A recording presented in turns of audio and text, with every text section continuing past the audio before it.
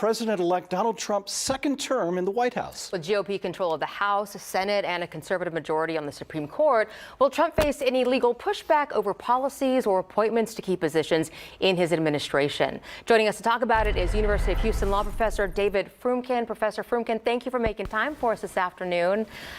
President-elect Trump has been announcing his nominees. We just heard RFK Jr., in fact, has been tapped to lead Health and Human Services. Matt Gaetz has been nominated for Attorney General. We know he was embroiled in a sex trafficking investigation under Donald Trump's DOJ and has been under scrutiny by the House Ethics Committee for alleged sexual misconduct. We should note he's denied all claims. But we're hearing about the possibility of recess appointments, which would bypass Senate hearings and a vote to confirm. Can that happen? And do you think the new majority leader will allow that? Well, thank you for having me. Ordinarily, of course, all cabinet appointments require Senate confirmation. Under the Constitution, the president can only make recess appointments without Senate confirmation when the Senate is in fact in recess. The Supreme Court has made absolutely clear that the Senate has the power to decide when it is in recess. So the question is whether the Senate will accede to Trump's demand.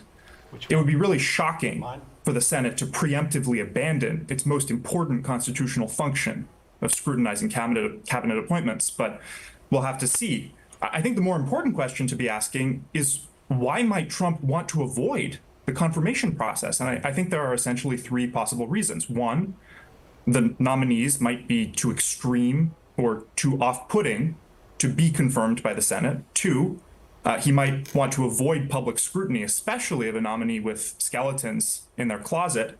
Or three, Trump has said that he wants to be a dictator, and he simply resents the idea that there are checks on his power.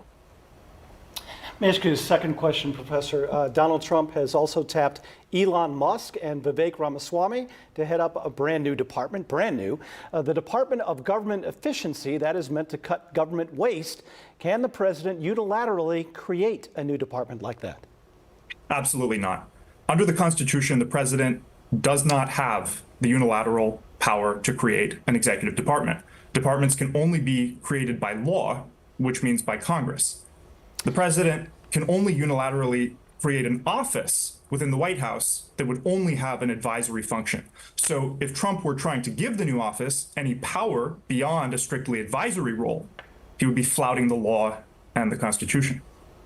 All right, well, let me ask you, with Musk's existing government contract, Elon Musk's contracts with the government, will his role pose a conflict of interest should he be named into the administration?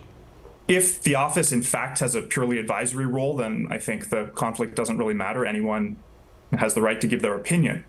On the other hand, if the process is designed to give him power in a way that bypasses Senate confirmation and disclosures, that would be very disturbing. Professor, Trump has promised, as we know, mass deportations. Stephen Miller, who has been his top immigration advisor, said that in 2025 that we'd even see denaturalization take place for those who've been naturalized. Is that even a legally valid argument to make?